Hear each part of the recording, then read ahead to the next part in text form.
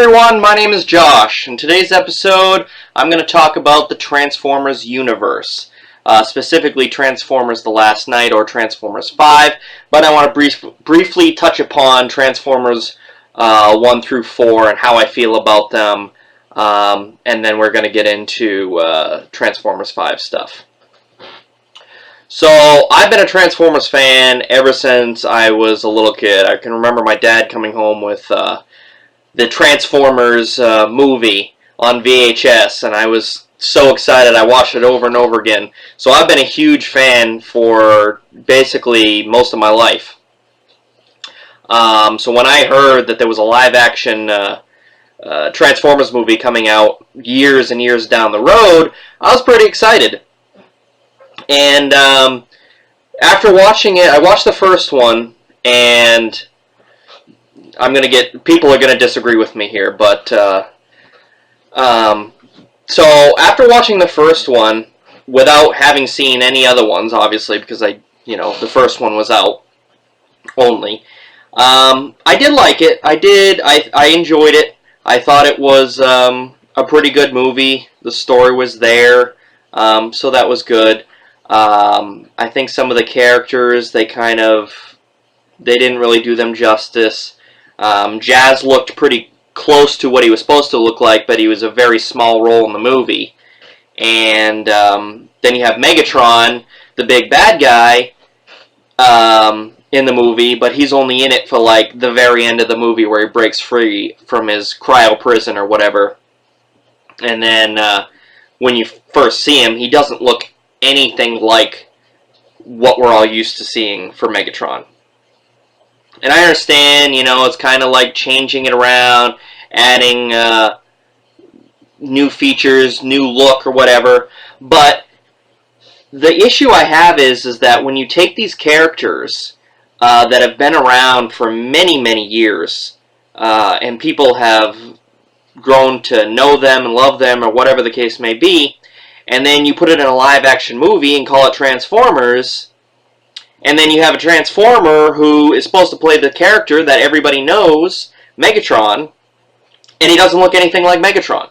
There's no connection. There is zero connection between Transformers live-action movie Megatron and G1 Megatron, or any iteration of Megatron, rather. The only connection I can see is they're both gray. That's it. The color's the same.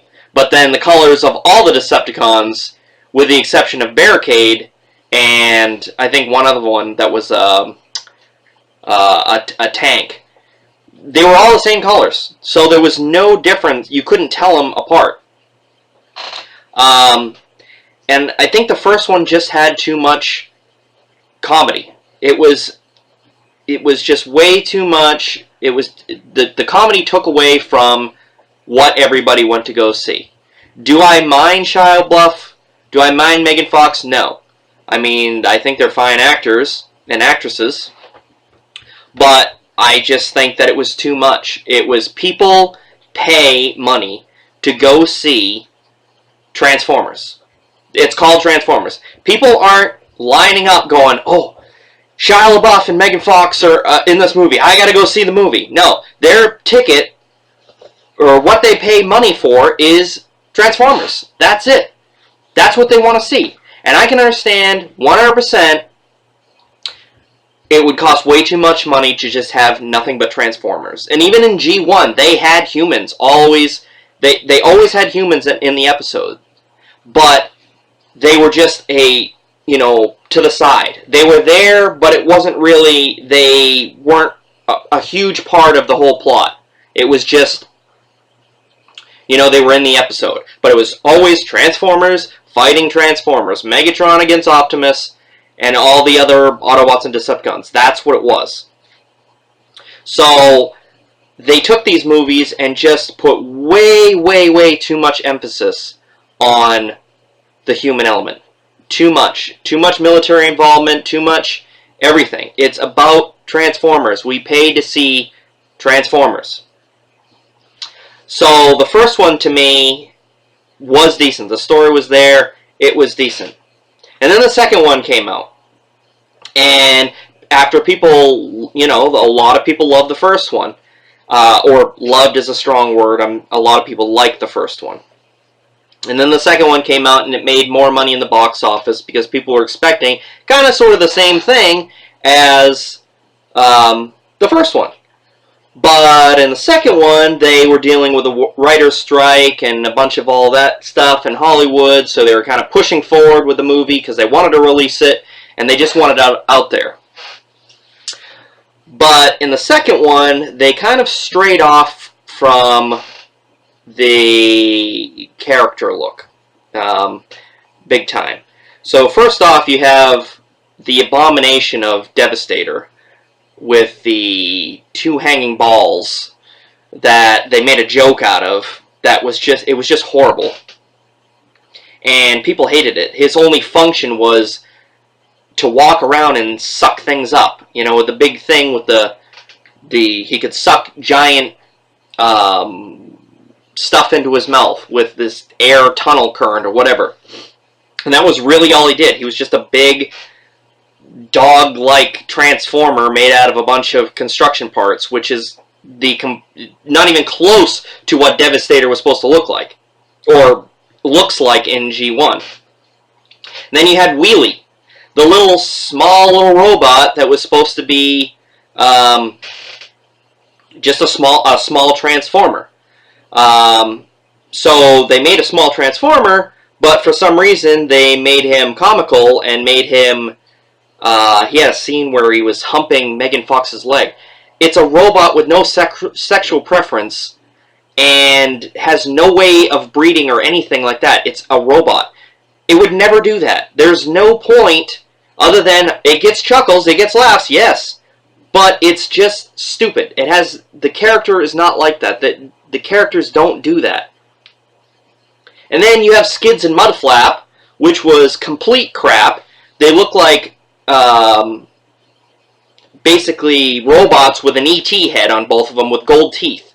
And they were swearing the whole time, and they were just racist and everything else, and it was just stupid. It's two stupid characters that just took away from the movie far, far too much. But in the second one, I think they realized that Optimus, at the very end of the movie, there's a scene where once he gets the Matrix stuck in his chest again, he comes to life. And then almost immediately after he comes to life, he says, "Sam, you saved me, you know, I'm in debt to you, whatever." And then you have a useless character, Jolt, who was only in it for this one scene. Only purpose of his character in this one scene is to electrify after, what's his name? His name is Jetfire. Jetfire. After Jetfire takes a critical blow to his chest, and he's basically down for the count, and he's going to die, and Jolt takes the little ability and takes all the parts from Jetfire and puts them into Optimus, and they made him more bulky, more of a massive Autobot that he always was. See, to me, the Optimus from the first three movies, without the addition of his armor or anything else, he was too much of a stick figure. Optimus is always bulky, muscular looking. He's a big transformer, and in the first three movies, they made him into kind of like a stick, basically. Yeah, he had some badass moments, and he had a couple cool, you know, transformations with the sword coming out and the axe and whatever. That was cool, but it just didn't feel like Optimus. There was still pieces missing other than Peter Cullen doing the voice, which I think is really cool. So they gave him that armor, made him all beefed up, and was able to take out the Fallen One at the end of the second movie. And that whole movie was just a mess, other than the forest fight scene, which is really cool, and the ending. The rest of it is just kind of fast forward button. That's really all it is for those fight scenes. And then the third one came out, which I do enjoy. I think it's my second favorite one, because I think the action scenes are way better than in the first two. There's much more Transformers action in it. They dumbed down the comedy. They took out useless characters. They switched out Megan Fox for Rose Huntington Whitney. Sorry if I'm screwing that up. Which, you know, wasn't a huge deal or whatever. But they basically took the third one and said, okay, well, we realize we made a mistake with the second one, so we're going to fix it. We're going to make it better so that you guys will enjoy it more. And to some extent, it did do it. It was more enjoyable, I would say. You know, right off the bat, there's almost action at the beginning when you see Optimus, and then you first meet what's his name? Well, I can't think of his name. Anyways, the big robot in the beginning with the one eye, and he had that big snake thing. It was like right off at the beginning of the movie, so the action was there right off, and it was also the first time that you saw Optimus's trailer, which he always had his trailer. I don't know why in the first two he never had his trailer. I know it's kind of an inconvenience because you have to have it in there, and he's got to be towing it around, and when he transforms, it just drops off. But the trailer is a big part of his form. It is always there. It had like a feature where it would open up, and it would have this artillery stuff, and it would have mini robots in there to be able to shoot stuff. It was always a big part of Optimus. So for them to add it in on the third one, I thought was pretty cool. What it ended up being is like a weapons depot, and had a shield and all his weapons. And then later in the movie, you realize that it also gave him the ability to fly. It gave him armor pieces that let him fly, gave him more like bigger guns and stuff, and was able to take down that big giant Decepticon worm or whatever it was with ease. And he came in and he just destroyed everything with the armor upgrade he was given. And again, they made him more bulky, made him more like Optimus and how he's supposed to look. They gave him more of a muscular physique. But for some reason, as soon as he gets these armor pieces or this new ability, just like that, it fades and it's gone, and he's back to normal again. And that kind of bums me out, because it's kind of like a power up, which I'm fine with, but I just was always hoping that he'd be more built, because that's how he's supposed to be. So then moving on to the fourth one, which is, I know a lot of people are going to disagree. I know that a lot of people have issues with the fourth one, but for me, the fourth one is my favorite one. And we're going to take away from the KSI whole Transformium thing, you know, because that really did take away from the movie. That pissed me off. That was not a good part of the movie. It definitely took away from the movie. And you had the switch up between Shia LaBeouf and Mark Wahlberg. Now, I'm a big Mark Wahlberg fan. I always have been. I think he's a great actor. But again, I don't go see the movie. You know, I don't say, oh, Mark Wahlberg's in it, I have to see it. I pay tickets. I pay my money to go see Transformers. So it doesn't really matter who the main actors are. It doesn't do anything for me. I go to see it to see Transformers fight, Transformers battle, and what's going on, the dialogue between Transformers that's always there. So I had no problem with the switch up. Mark Wahlberg, I think, did fine in the movie. He's not annoying or anything. He makes a couple little subtle jokes here and there, but it's not bad. And then you have Tessa and her boyfriend. I can't think of his name right now. But their characters were kind of like just meh. There was no real point. Tessa gets captured, and then they have to go into lockdown spaceship, and they have to go rescue her. Other than that, there's really no point of those characters. So they were just kind of there. But speaking of Lockdown, he was definitely the most badass Decepticon-ish. You know, he was kind of on his own bounty hunter type thing. Robot, bad guy that they've had in all the movies. He was the most formidable. He had the coolest abilities. He looked really cool. He gave Optimus a run for his money. He just had a bunch of cool things that made it a lot cooler to watch. And then the big thing for me was the change in looks for Optimus and all the characters. And they introduced Drift and they introduced Crosshairs. And the big introduce, although they were only in it very little time, was the Dinobots. And Dinobots were such a big draw to Transformers. People loved them. But they didn't talk. You didn't hear Grimlock say, "Oh, me Grimlock want to cross metal." So, you know, something like that where he would talk. There was nothing. They had no dialogue whatsoever, and they were substantially bigger than all the other Autobots.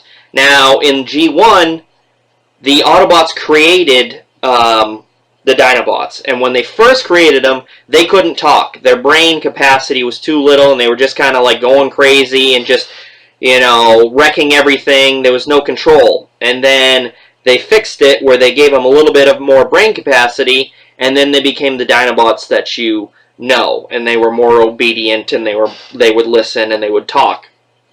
But in Age of Extinction, they didn't have any of that. The Autobots didn't create them. They found them in the Knights Stemenos, or whatever Lockdown ship was called, in his little collection bay of Transformers. So they were already there, and they didn't talk, and they weren't in the movie much. But for what they were in was pretty cool. It was enjoyable to watch. As for Crosshairs, I thought he was really cool. He was definitely a draw for the movie. He had a couple cool scenes when he jumps off the little ship and he starts, you know, shooting all the guns, and he goes, "Time to rain some hate." I thought that was pretty cool, and Drift was cool, the samurai. I don't think he looks anything like he was supposed to look in G1, but it's an attempt. He does have his swords. He is the triple changer, changes into a helicopter and the Bugatti Veyron, or whatever. Drift didn't really have that ability. That was, Springer's ability. Springer could transform into a Jeep, and he could transform into the helicopter type thing. So, whatever there, I'm fine. Drift was still pretty cool.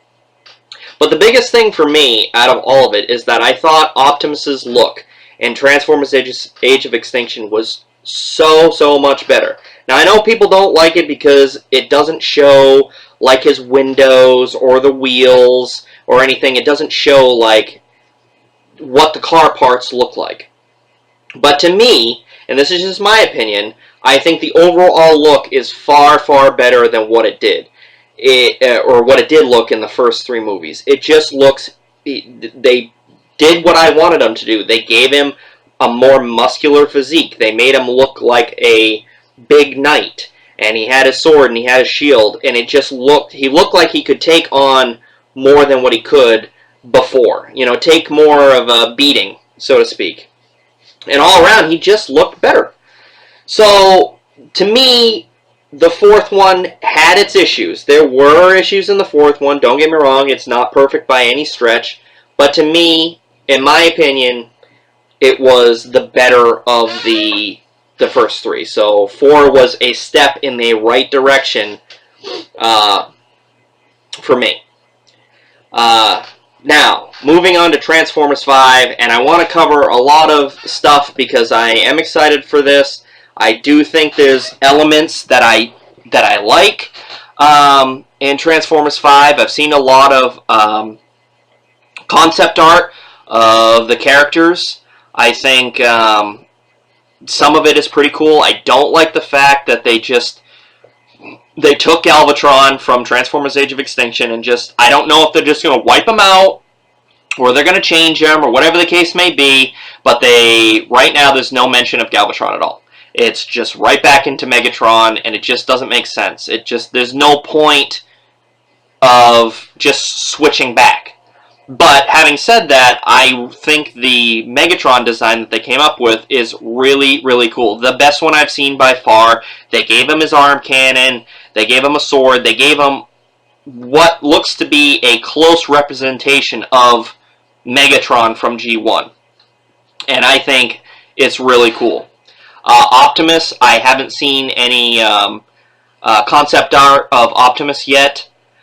But for what I've seen, they have a poster, a banner of him fighting this three-headed dragon, and I think that's the closest thing to concept we have, and it looks like his Transformers Age of Extinction look, which I'm fine with. I was praying that they kept the same look because I think it looks really good. Moving on to Drift, they changed him. He's no longer a Bugatti. He's a Mercedes. And he's black now. From what we've seen, the really only change that we've seen is the color and the little symbol in the chest. It's a Mercedes instead of a Bugatti symbol. Everything else is pretty much the same. Crosshairs is identical. If you look at it, there's no change. He looks the same as he did in Transformers Age of Extinction as he does in Transformers 5. So I'm fine with that. I liked his character. And then the big reveal, which I was so excited about. I was such a big fan of Hot Rod. I always liked his character, and I know a lot of people out there are kind of like, oh, well, I don't really like him. He caused Optimus's death, and he ruined Optimus's character. And to that I say, look, Hot Rod was doing what he thought he should do. If you saw any one of your family members or a friend and they were in a fight, and your friend thought he won, and was starting to walk away, and then you saw the enemy pick up a knife and start running at him, or whatever, you would jump in the way to try and stop him. You would do the same thing as Hot Rod did in Transformers. So he was just doing what he thought was right. Yes, it ended up killing Optimus, but his intentions was not for that to happen. It was trying to save him. So I always looked at it like that. So to me, Hot Rod was always a super cool character. He always had a cool robot mode, and he was the speedy one, and he was kind of like brash and everything like that. I always enjoyed his character. So when they announced Hot Rod was going to be in Transformers 5, I was super, super excited. He got me wicked stoked. And then I saw the concept art. And it brings me back to what I said about the first Transformers. Why have a Transformer in the movie and call it a name that they had in G1, but don't make them look like anything that they did in G1? There is no connection to Hot Rod. There's no connection from TF5 to Hot Rod in G1. You can't tell anything. There's a little bit of red in it, and that's about it. He's mostly gray, and he's kind of like sort of like a stick figure. He doesn't have the piping on his arms. He doesn't have the yellow spoiler. He doesn't have the face that he had. His face is just horrible. It's so bad. So it really bummed me out that they didn't have any connection to the Hot Rod character that we know. I do still like the fact that Hot Rod's in it because I am a fan of his character, but I hated his look. And then they released Barricade, and I think Barricade came first. Either way, I actually like the look of Barricade. They brought him back, or they claim that he never died. He probably didn't. You don't technically see him die, but that's neither here nor there. His look actually is pretty cool. They gave his robot mode a beef up. He looks more beefy. He looks more muscular. He's got a lot more weaponry on him. He's got like little tasers on his side, and he's got like brass knuckles and stuff. And his car mode is really cool too. It's like a souped up version of the original one. So I thought that was really cool. I do like that design. I'm excited to see him go at it. But it brings me to Bumblebee now. I really dislike the Transformers 5 concept for Bumblebee. They basically took Transformers 4 face, kind of altered it a little, stuck it on Transformers 5 body, and then took the body from Transformers 1 through 3 and stuck it on the Transformers 5 body and kind of combined them. And I don't like it at all. I think he looks way too much of a stick figure. I don't like the doors on his back. It's not believable. You know, Michael Bay's always about believability. That's why he didn't want Megatron to transform into the giant gun or a gun, because the size wasn't going to make sense. So he wanted to make him a spacecraft. So the same thing goes for Bumblebee. He's got doors on his back when he transforms, and he's rolling around and he's flipping around, he's getting shot, and when he transforms back into the Camaro, the doors are there. There with not a scratch on them. There's no scratches when any of these Autobots transform, or any robot transform back into their vehicle mode.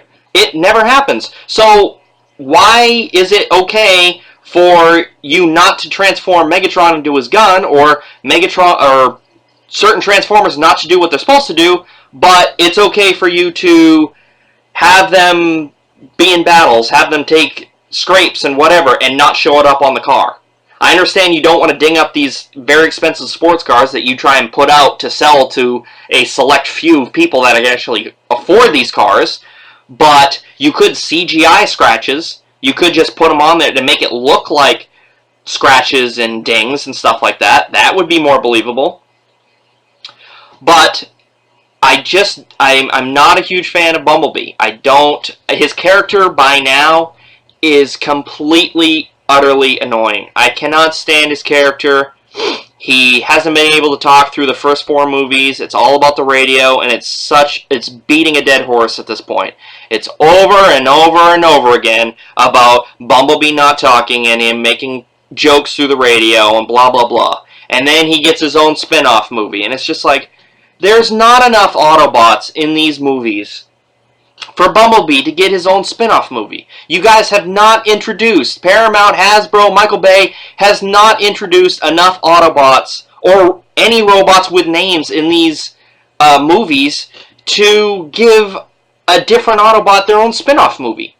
I mean, there's so many Autobots, there's so many Decepticons out there, and you keep selecting a group of 5 or a group of 4 to do these movies over and over again. You've got to expand it. If you want to expand the universe, if you want to take this where it's like Transformers 5, 6, 7, 8, 9, whatever, you have to have more Autobots in there, and you have to give them purpose. You know, Ultra Magnus is a big part of the Autobots that for some reason they haven't put him in. I don't know why. You could put him in and have his own set of Autobots, his own team, and you could do a spin-off from there. But why does Bumblebee get his own spin-off? Yeah, sure, he's popular, but he's only popular because that's all you've given us. You've only given us, probably 7 or 8 or whatever the case, a very small number of Transformers to look at. If you'd given us more, maybe Bumblebee wouldn't be as popular as he is. So, I don't think that he deserves his own spin-off movie. I don't think he deserves to be the next leader. I think it's a joke. He never was the leader of Autobots. He's not, he doesn't project a big leader physique. He doesn't, it's not believable. To me, you look at the concept art of Megatron, and I think he's like 30 feet tall, and then you look at Bumblebee, and he's supposed to be in second command, and he's supposed to take on Megatron? There's no way. There's no way. It's not believable. I don't believe it for 1 second. I think it's ridiculous. But anyways, I've taken this video way too long, me rambling on about Transformers. But I'm going to keep you guys posted on more stuff that I hear about Transformers. I know there's a lot of other channels out there that do Transformers updates, but I'd like to do my take on this, to give you my opinion and such, so that you know, it's kind of more of a diversity where somebody might like this or somebody might not like that. I just want to be a part of that. So until next time, guys.